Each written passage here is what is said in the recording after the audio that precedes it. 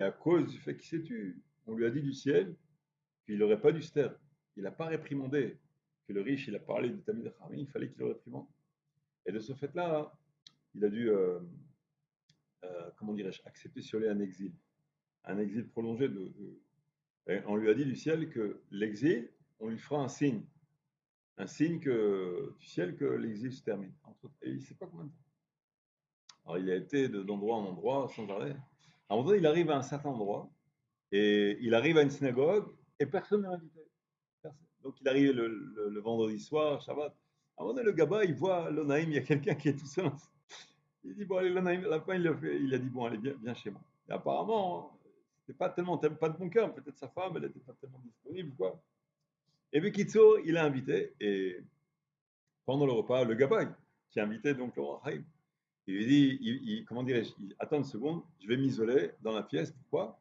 Parce que dans la pièce, on lui dévoile, il n'a pas tout dit, on lui dévoile des hidushim du roi Haïm.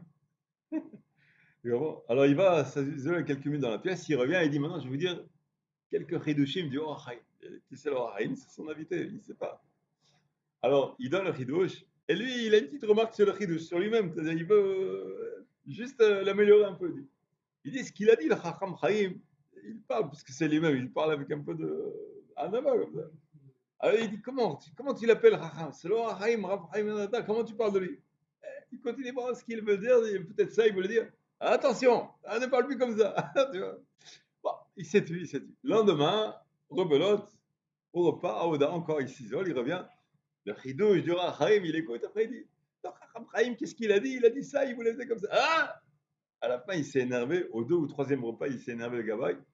Il l'a pris, il l'a enfermé dans une pièce, il l'a enfermé en punition. Et comment tu parles comme ça des Rahim? Il l'a enfermé dans la pièce. Il est parti à la fila, il a oublié.